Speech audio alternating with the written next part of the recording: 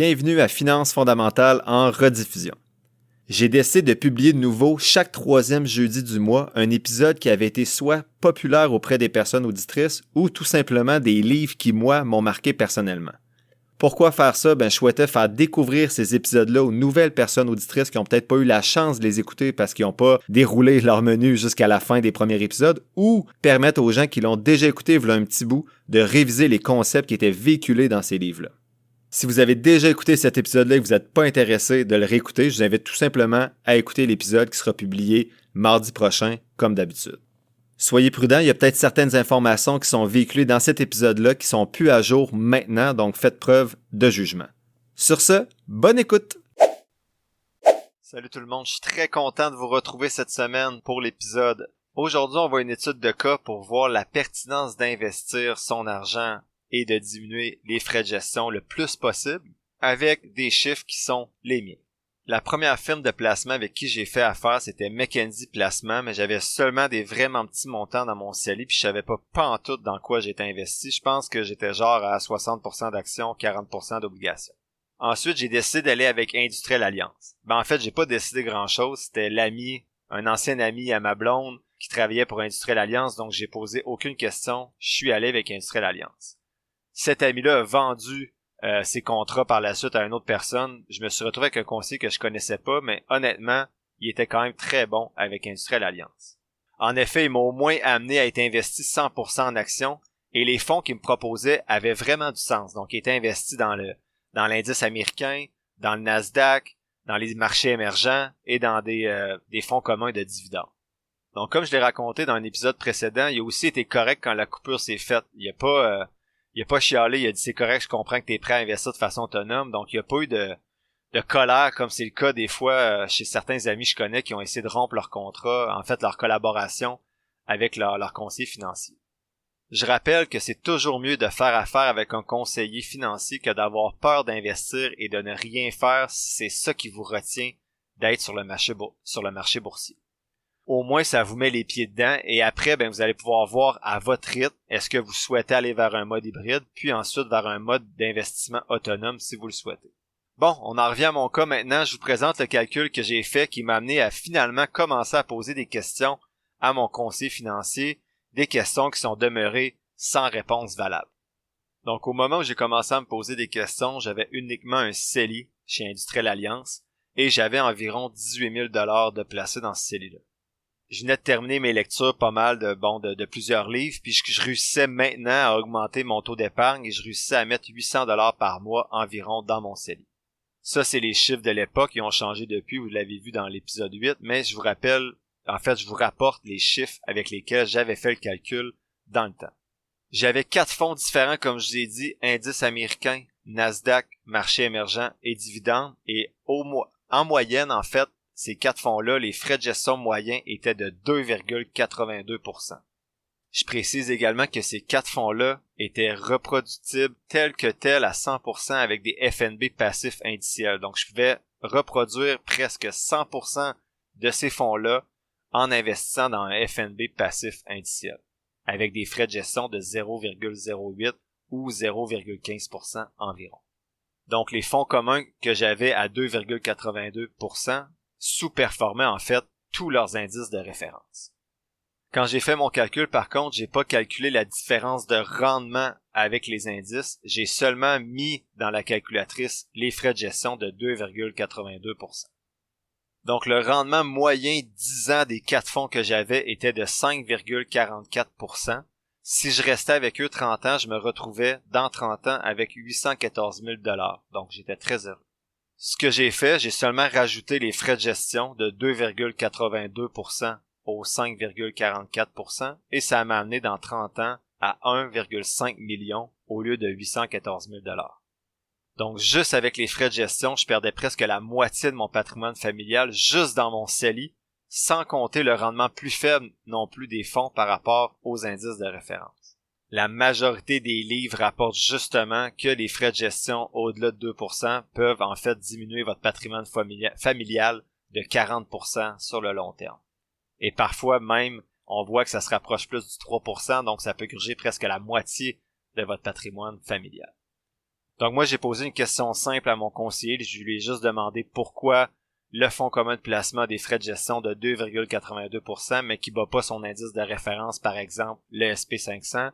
J'ai pas eu une réponse valable et je suis parti, mais j'étais à l'aise de partir. J'avais déjà développé en grande partie ma littératie financière. Dans votre cas, je vous dis pas de partir si votre conseiller répond pas bien à vos questions, mais vous pouvez commencer à emmagasiner un autre, ça c'est clair. Donc, vous pouvez lui demander pourquoi vos fonds battent pas les indices de référence. Vous pouvez lui demander à quoi servent les frais de gestion si vous sous-performez constamment les indices de référence. Vous pouvez lui demander quelle est la plus-value de faire affaire avec lui si dans 30 ans, vous perdez la moitié de la valeur de votre patrimoine.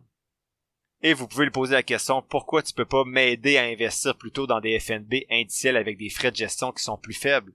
Est-ce que c'est possible de continuer à collaborer avec toi parce que je trouve que tu m'apportes une plus-value du niveau de la gestion des émotions? Mais est-ce qu'on peut ensemble investir dans des FNB indiciels passifs à 1% de frais au lieu de payer 2,8% pour des fonds communs qui sont finalement aussi passifs que les FNB indiciels? Donc le message à retenir, je veux vraiment pas que vous le compreniez mal, c'est pas de ne pas faire affaire avec des conseillers financiers, mais c'est de poser les bonnes questions avec des chiffres à l'appui. Autant poser ces questions-là quand vous magasinez votre conseiller que quand vous le rencontrez une fois par année ou 2 fois par année pour regarder vos rendements, vos chiffres et ainsi de suite. Si la personne veut pas répondre, a l'air fâchée ou vous dit que si vous lui faites pas confiance, ben vous pouvez partir, ben partez. C'est sa job de vous répondre, puis s'il est écœuré de vous répondre, ben tant pis, vous avez pas à être mal à l'aise, vous partez, c'est votre argent. Donc c'était l'étude de cas aujourd'hui, je voulais juste vous expliquer la logique, pourquoi moi j'en suis venu à investir de façon seule avec les chiffres que j'avais devant moi, les questions que j'ai posées et les questions que vous pouvez poser à votre conseiller. Maintenant, pour le segment synthèse du livre d'aujourd'hui, je vous résume aujourd'hui le livre Online Investing for Dummies, donc l'investissement pour les nuls, écrit par Matt Krantz en 2019. Ce qui est particulier aujourd'hui, c'est qu'on sort des livres sur les bases concernant principalement l'épargne, les fonds d'urgence, les dettes, pour aller davantage vers l'investissement, comme je l'ai mentionné en conclusion du dernier épisode. Il y a plusieurs livres que j'ai lus ici et là que j'ai jugés moins intéressants, ou des livres pour lesquels j'avais aucune note de prise, des vidéos YouTube, des podcasts que j'ai écoutés que je vous ai pas nécessairement partagés dans les 15 premiers épisodes parce que j'avais pas de trace de ça. Mais je veux vous dire qu'à ce stade-ci de ma lecture, donc rendu où vous en êtes dans votre écoute, moi, je commençais à comprendre mes habitudes financières, je voyais qu'elles étaient adéquates pour la plupart et que j'étais déjà capable de dégager un bon montant en épargne chaque mois pour pouvoir l'investir. Mais mon Dieu que c'était le néant pour moi ce que je devais faire pour investir en bourse. Donc j'avais des sous, mais je savais pas du tout c'était quoi une action, comment l'acheter. J'étais vraiment perdu dans tout ça. Je connaissais rien pantoute puis je me sentais vraiment nul, c'est pour ça que j'ai lu l'investissement en ligne pour les nuls. En introduction, ce livre-là, c'est vraiment les bases, les trucs et surtout la terminologie pour investir de façon autonome en ligne. Et je vous le redis, avant de lire ce livre-là et ceux qui vont suivre, ceux qui se sentent perdus en ce moment, je leur parle puis ils savent pas où commencer. J'étais vraiment dans vos souliers quand j'ai commencé il y a 4 ans. Je savais pas du tout où commencer, donc j'espère vraiment que les prochains épisodes vont pouvoir vous guider et vous aider à savoir un peu plus quelles sont les premières actions à poser pour commencer du moins à mieux comprendre comment qu'on peut faire ça, acheter des actions. Le premier élément que je retiens du livre que je vais vous partager, ce sont les étapes pour investir seul en ligne. Donc, l'auteur dit, si vous êtes impatient et voulez commencer rapidement à investir seul en ligne, voici les étapes à respecter.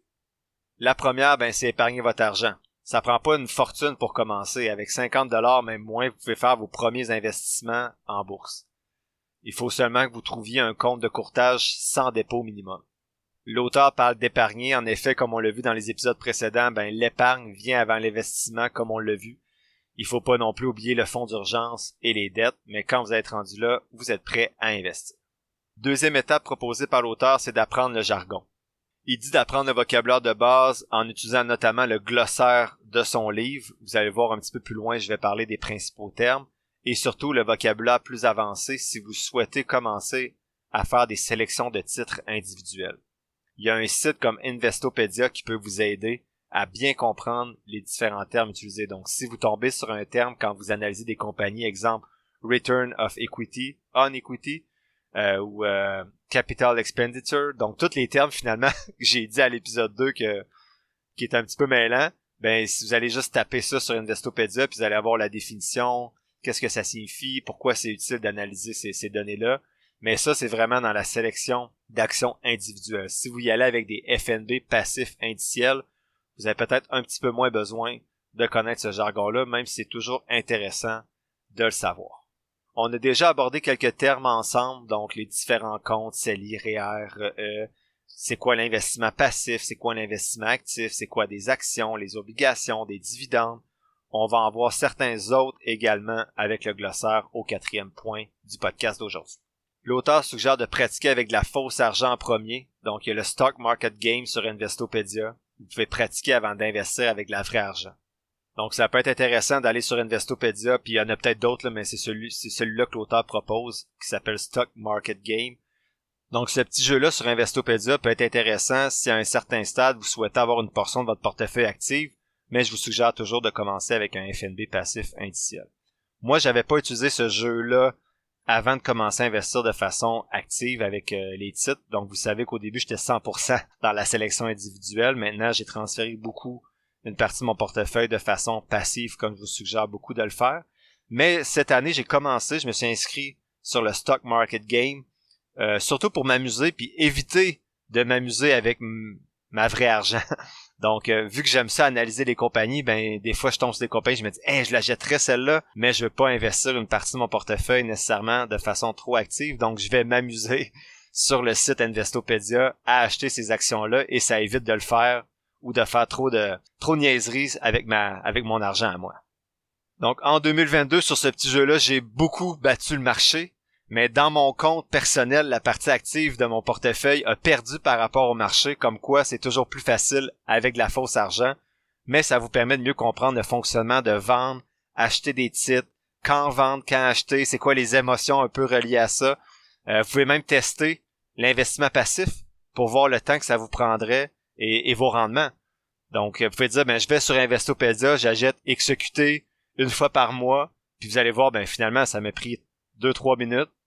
Vous allez vous rendre compte que c'est pas si compliqué que ça. Mothers know all about life's tricky transitions. Thankfully, Ollie helps you prioritize wellness through every age, life stage, or magnificent mood change. Need a multitasking multivitamin that keeps up with you? How about an essential prenatal for you and baby? Ollie's got you through it all. Life's tricky.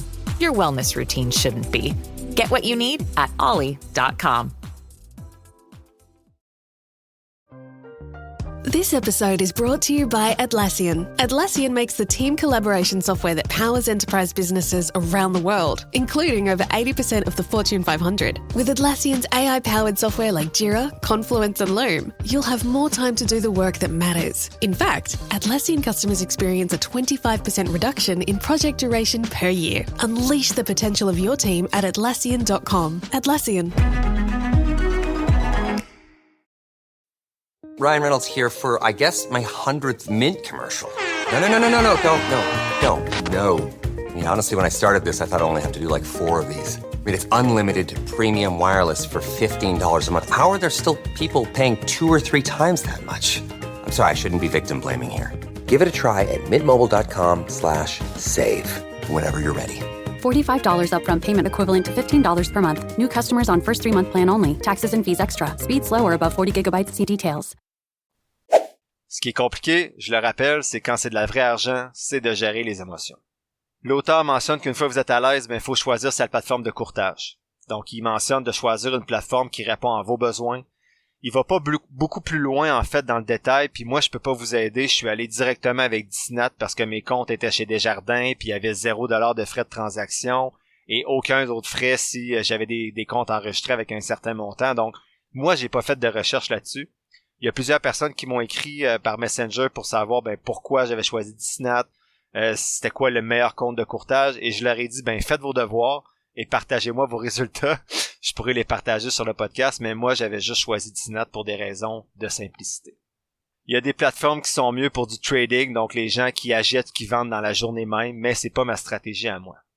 Par exemple, avec mon Disnat, il y a un formulaire pour transférer mes fonds. Donc, c'est un petit peu plus compliqué pour le régime épargne études enregistré, mais sinon, j'avais juste à créer un compte sur leur site. Je créais un compte REER, un compte CELI, puis un compte comptant. Et ensuite, je remplissais les formulaires de transfert, puis ça prenait quelques jours pour que l'argent passe d'Industriel Alliance à Disnat. C'était super simple.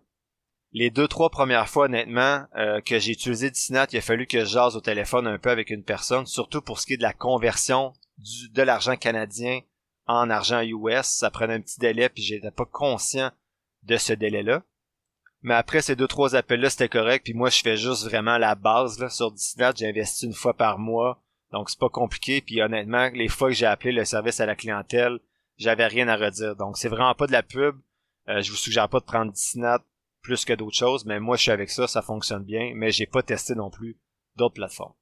Donc une fois que les comptes sont ouverts sur Disnat ou une autre plateforme de courtage, il suffit de transférer l'argent de votre compte. Moi ça part de mon compte Desjardins à chaque fin de mois et ça s'en va sur mon Disnat en même temps que je paye mes autres comptes dans mon accédé. Ma conjointe, elle, c'est automatique. À chaque semaine, il y a un montant qui quitte son compte Desjardins pour aller dans son compte de courtage Disnat. Elle a rempli un formulaire de virement automatique et ça s'est fait rapidement. Donc, une fois que j'ai créé mes comptes, que l'argent a été transféré, puis qu'à chaque mois, il y a de l'argent qui rentre dans mon compte de courtage Disnat, je me connecte ensuite à la plateforme quand la bourse est ouverte. Donc, c'est important de savoir que la bourse est ouverte dans des heures fixes, donc de 9h30 à 16h du lundi au vendredi. Donc, vous devez investir l'argent de votre compte de courtage dans ces heures-là. Donc, une fois que je me connecte un jour de la semaine dans les heures visées, je choisis le compte dans lequel je veux acheter, exemple, dans mon CELI canadien. Je choisis la compagnie ou le FNB que je veux acheter. S'il est déjà là, c'est simple, je fais juste cliquer dessus, sinon il faut rechercher le symbole. Je choisis la case achat, la quantité que je veux acheter selon l'argent disponible. J'achète au prix du marché. Je clique sur achat, ça me prend 1 minute et c'est réglé sur Disnat. Sur cette plateforme-là, sûrement comme sur les autres, vous avez accès à des outils d'analyse que moi, j'utilise pas personnellement, mais il y a aussi vos relevés mensuels, vos relevés fiscaux, vos relevés de rendement, et etc. Comme si vous faisiez affaire avec Industriel Alliance ou une autre entreprise d'investissement. L'auteur mentionne ensuite d'épargner encore plus d'argent. Donc, plus vous avez d'actifs, plus votre argent travaille pour vous. Le fait de prendre conscience de ses finances, moi, personnellement, m'a amené à être plus conscient aussi de mes dépenses et de me donner des défis d'épargne. Il faut pas oublier qu'une fois que votre argent va commencer à travailler pour vous, vous allez avoir plus d'argent, ça va être plus facile ensuite de minimiser les dettes que vous avez pour être capable de mettre plus d'argent de côté. Et enfin, l'auteur termine avec étudier. Il dit que si vous voulez avoir du succès, il faut continuer de vous former, vous informer, surtout si vous faites de l'investissement actif. À l'épisode 1, je disais que c'est important d'avoir des rappels à intervalles réguliers, que c'est toujours pertinent pour garder un focus sur sa stratégie, même si votre stratégie c'est l'investissement passif indiciel, avec toutes les nouvelles catastrophiques des fois, ou les hypes du moment, les compagnies, les actions qui sont sur une hausse fulgurante, des fois c'est tentant. Donc moi, de lire, ça me rappelle toujours de garder le focus sur ma stratégie d'investissement. Et j'espère que pour ceux qui ont de l'expérience, qui écoutent mon podcast, ça vous aide aussi à vous rappeler des fois pourquoi vous avez choisi telle stratégie et pourquoi c'est important de s'y tenir. Le deuxième point du livre que je voulais partager avec vous, c'est 3 conseils sur l'investissement en ligne. L'auteur dit que la façon la plus rapide d'avoir de l'information sur une compagnie est d'écrire son symbole sur Google. Moi, je vous suggère Yahoo Finance, mais en fait, je vous suggère. J'ai pas encore une fois comparé plusieurs sites, mais moi, c'est celui que j'utilise. Pour ce que je fais, c'est parfait. J'ai les informations sur le titre. Je peux me créer des listes. Donc, j'ai une liste, par exemple, achat potentiel, que j'appelle liste de surveillance. J'ai une liste d'actions intéressantes, mais pas encore assez bonnes pour que je puisse les considérer comme un achat. J'ai une liste d'actions sous-évaluées, mais pas nécessairement intéressantes du point de vue fondamental. Puis j'ai une liste d'actions à analyser. Que je mets sur cette liste-là, que je sais qu'il va falloir que dans le prochain mois, les prochaines semaines, je porte un regard plus particulier sur ces actions-là. Sinon, Google peut servir aussi à avoir de l'information sur les FNB. Donc, si ce qui vous intéresse, c'est un FNB, exemple, qui suit l'indice canadien, vous tapez sur Google meilleur FNB passif pour suivre le TSX 60. Puis là, vous comparez les 3-4 principaux, puis vous regardez lequel dans lequel vous voulez investir. L'auteur dit, son deuxième conseil, c'est que vous n'êtes pas obligé de payer des frais. En fait, de moins en moins de plateformes ont des frais de transaction. Ils font plutôt leur argent avec l'écart entre le prix payé et le prix vendu. Des fois, c'est quelques cents, quelques sous de différence. Mais eux, sur la quantité de transactions faites ou les frais de conversion, ben ils vont faire un petit profit par rapport à cet aspect-là. Donc, ils font plus d'argent sur vos transactions en soi. Donc, ça coûte plus 6,95 faire une transaction ou acheter une action. Mais vous allez payer à chaque transaction ou à chaque achat un petit pourcentage de différence. Exemple, l'action vaut 1,50$. Disney vous la fait à 1,51$. Ben, vous payez un sou, donc pour vous, c'est pas grand-chose, mais Disney fait ses profits, ben, en fait, fait ses revenus de cette façon-là. J'ai parlé rapidement des frais de conversion, mais je vous suggère, si vous débutez, d'acheter des FNB passifs indiciels canadiens, donc comme XEQT, VEQT, et ainsi de suite. C'est plus simple que de faire la conversion sur votre compte de courtage. Troisième conseil, c'est que c'est important de comprendre l'investissement en ligne, même si vous faites affaire avec un conseiller. Donc, même si vous avez un conseiller financier, c'est de comprendre ce que lui fait. L'auteur dit qu'il y a plusieurs conseillers qui chargent 1% et il dit que c'est beaucoup pour gérer votre argent. Moi, je dis que des fois, c'est presque 3%, donc soyez prudents.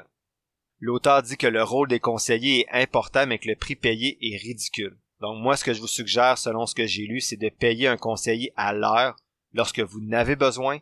Ça va être cher de l'heure, mais au moins, vous n'allez pas payer des frais de gestion faramineux. Donc, vous allez peut-être le payer 150-200$ pour 1 heure ou 2 heures pour avoir un plan, mais ensuite, vous allez pouvoir investir de façon autonome pendant 30 ans. Troisième élément que je voulais vous partager, ce sont les 10 indicateurs d'une bonne action en bourse. J'y vais en rafale, c'est vraiment juste l'auteur qui dit voici c'est quoi une bonne action en bourse. Je me positionne pas nécessairement, j'en ai déjà parlé dans l'épisode 2, c'était quoi ma stratégie à moi, et on va en parler dans les prochains épisodes. Mais je vais vous présenter le point de vue de différents auteurs sur c'est quoi une bonne action en bourse. Donc là, c'est celui de cet auteur-là, mais vous allez voir dans les prochains épisodes, on va voir c'est quoi une bonne action en bourse pour différents auteurs selon différentes stratégies.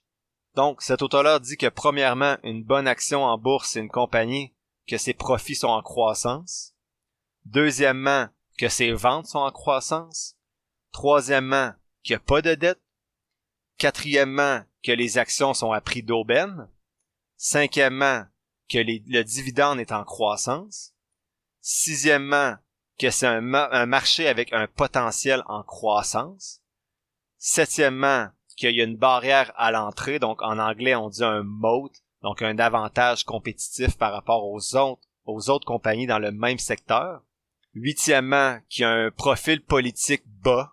J'essaie de traduire, là, c'est low political profile. Donc, une compagnie qui n'est pas nécessairement impliquée dans tout ce qui est politique. Le neuvième, c'est d'avoir des options possibles. Je vais pas plus loin dans ça, c'est pas une stratégie que j'utilise. Et dixièmement, une compagnie qui profite d'un mégatrend, donc d'un courant, exemple, le vieillissement de la population. Donc, une compagnie qui serait dans le marché de la population vieillissante, mais pourrait être un achat intéressant, mais souvent, ces compagnies-là, le prix reflète leur potentiel, donc c'est pas nécessairement toujours un bon achat. Je vais pas plus loin pour l'instant pour ces 10 indicateurs-là, on va en parler davantage dans les prochains épisodes, c'était pas nécessairement le cœur de ce livre-là. Oh, such a clutch off-season pickup, Dave. I was worried we'd bring back the same team. I meant those blackout motorized shades. Blinds.com made it crazy affordable to replace our old blinds. Hard to install? No, it's easy. I installed these and then got some for my mom. She talked to a design consultant for free and scheduled a professional measure and install. Hall of Fame son. They're the #1 online retailer of custom window coverings in the world. Blinds.com is the GOAT. Shop Blinds.com right now and get up to 40% off select styles. Rules and restrictions may apply.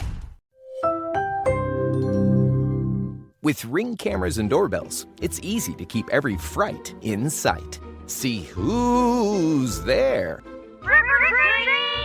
Keep your scaredy cats company. Oh, it's okay, sweetie. I'll be home soon. And protect your crypt from the real monsters. Oh, come on. The sign says take one. Find dead simple ways to stay connected right now at Ring.com. Ford Pro FinSimple offers flexible financing solutions for all kinds of businesses, whether you're an electrician or run an organic farm. Because we know that your business demands financing that works when you need it, like when your landscaping company lands a new account. Wherever you see your business headed, Ford Pro FinSimple can help you pursue it with financing solutions today. Get started at fordpro.com/financing. Enfin, le quatrième élément, je sais pas si j'avais dit 5, mais il y en a 4 aujourd'hui, mais ils sont quand même assez volumineux, c'est de s'approprier le vocabulaire. Le premier concept, c'est stratégie d'investissement active. C'est quoi une stratégie d'investissement active? C'est tenter par différentes stratégies de battre le marché en sélectionnant des titres qui vont mieux faire que les autres. Oubliez pas, il y a seulement 15 à 20% des professionnels qui réussissent à battre le marché avec cette stratégie. Sinon, une stratégie d'investissement passif, c'est d'investir dans des fonds communs ou des fonds négociés en bourse qui suivent différents indices. On n'essaie donc pas de battre le marché, on veut seulement la moyenne qui gagne souvent à long terme. Investir de façon passive, ça signifie aussi des gens qui vont acheter une action pour la garder à long terme. Donc, passif, c'est pas juste des FNB, c'est aussi quelqu'un, exemple, qui achète Google et qui va le garder pendant 35 ans. Sinon, l'auteur fait la différence entre fonds communs et fonds négociés en bourse qui, selon lui, les principes sont les mêmes. C'est plusieurs actions diversifiées automatiquement dans un panier, mais un FNB, c'est comme une action. Vous pouvez la vendre et l'acheter n'importe quand dans les heures de la bourse. Un fonds commun de placement, habituellement, c'est géré par un professionnel avec des frais de gestion élevés. Comme investisseur autonome, vous irez plutôt vers des fonds négociés en bourse avec des frais de gestion bas et achetés à partir de votre compte de courtage. Sinon, des obligations, des bonds en anglais. Les obligations sont des certificats émis par le gouvernement ou par des compagnies. Le rendement va être différent selon la qualité et la durée. En gros, tu prêtes 10 000 $ par exemple à une compagnie en te faisant promettre de recevoir 3% chaque année pendant 5 ans. Et à la fin, il te redonne ton 10 000 $. Donc, tu as reçu 300 $ par année pendant 5 ans et à la fin, tu retrouves ton 10 000 $. C'est beaucoup plus sécuritaire, mais les rendements souvent sont moins élevés qu'à la bourse parce que le risque est moins grand. Ça, c'est historiquement, on ne sait pas si dans le futur, les obligations vont pas plus ou moins bien performer que les actions.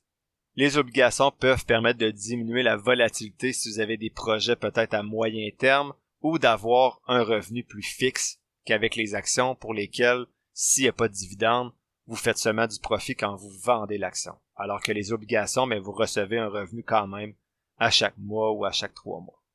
Ici, je me positionne rapidement. Les obligations ne font pas partie personnellement de ma stratégie d'investissement, mais plus je vais m'approcher de la retraite, pardonnez-moi, plus peut-être ça va occuper une partie plus grande qu'actuellement dans mon portefeuille.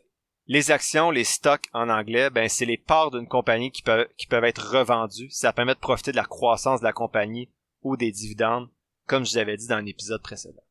L'analyse fondamentale, c'est quoi? C'est une analyse basée sur les fondements de la compagnie, donc sa croissance, ses dettes, ses profits. On essaie donc de voir quelle compagnie est solide et quelle compagnie a un potentiel de croissance. Une autre stratégie, l'analyse de valeur, c'est une analyse basée sur la sous-évaluation d'un titre. On va donc pas acheter un titre nécessairement parce que c'est une bonne compagnie, mais parce qu'on juge que la compagnie est sous-évaluée ou qu'elle possède autant d'argent dans ses coffres que ce qu'on va payer pour l'action. En Chine, actuellement, il y a beaucoup d'actions, lorsque je les analyse, qu'ils ont autant d'argent par action que le prix de l'action. Donc, exemple, j'achète une compagnie X à 20 $, mais si la compagnie fait faillite demain, je reçois 20 $ pour mon action, donc le risque est plus petit, mais le risque n'est pas inexistant parce qu'on est en Chine et là-bas, la législation est un peu différente qu'ici en Amérique du Nord.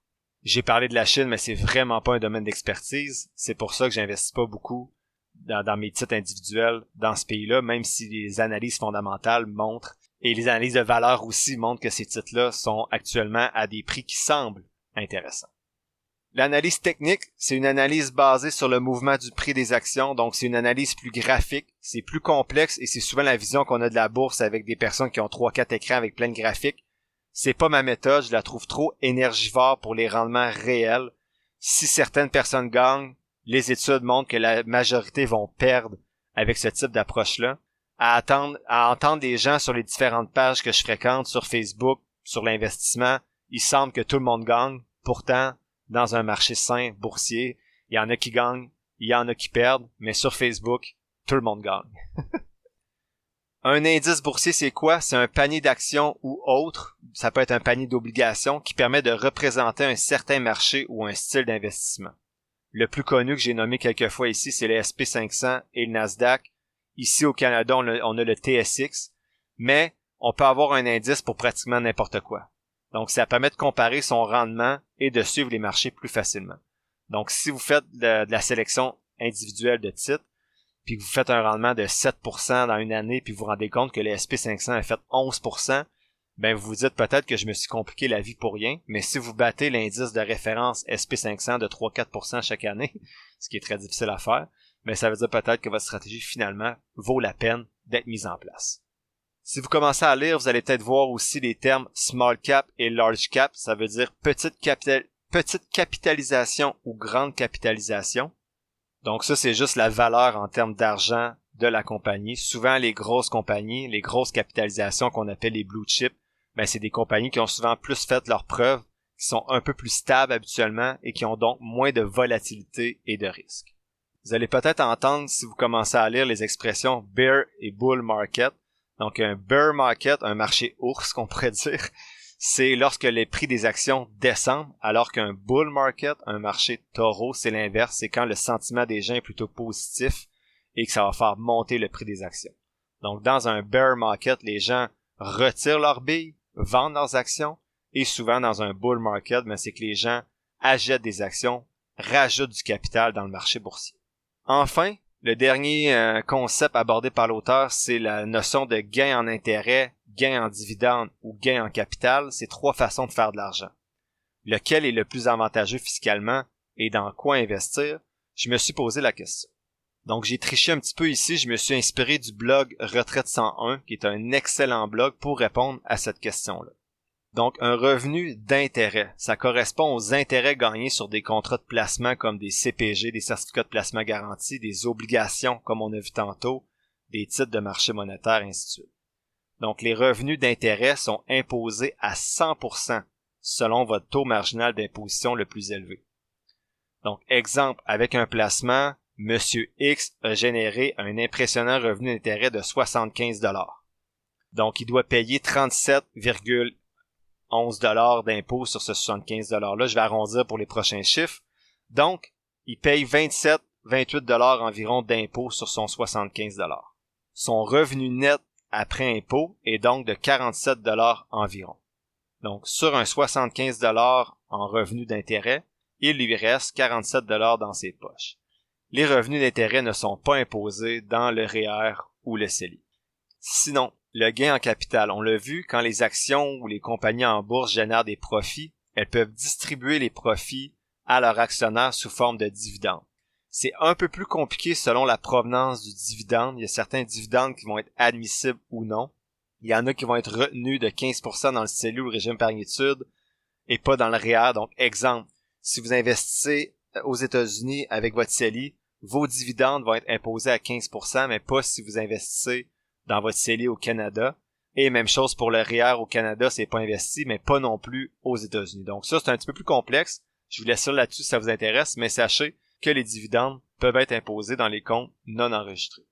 Donc, si vous recevez un dividende de 340$, ce qui va vous rester net dans les poches après l'imposition de 15$ du dividende, c'est environ 236$. Le troisième type de gain, c'est le gain en capital qui est réalisé lorsque vous vendez un placement, une action par exemple ou un FNB, à un prix plus élevé que le prix d'achat. Donc vous achetez une action à 30$, vous la vendez à 50$, vous venez de réaliser un gain de 20$ par action en capital. L'inverse est aussi vrai, vous pouvez faire une perte en capital lorsque vous vendez un placement plus bas que le prix que vous l'avez acheté. La différence entre le prix de vente et le prix d'achat, ben c'est un revenu imposable selon votre taux d'imposition marginal le plus élevé. Cependant, le gain en capital bénéficie d'un traitement fiscal avantageux. Donc, en effet, il y a seulement 50% de ce gain-là qui va être imposable. C'est pas imposé dans le CELI et le REER, mais bien sûr, le REER, quand vous allez décaisser vos montants, vous allez être 100% imposable comme d'habitude. Donc, puisqu'il y a juste la moitié de son montant qui est imposable, puis là, je vous évite les chiffres, mais il lui reste dans ses poches 814$ sur son 1000$. Donc, il y a certaines nuances à apporter, ça dépend de d'autres situations, mais de façon générale, l'idéal, le meilleur gain, c'est le gain en capital parce qu'il y a juste la moitié du montant qui est imposé. Ensuite, c'est le dividende qui est admissible parce qu'il est imposé seulement à 15%.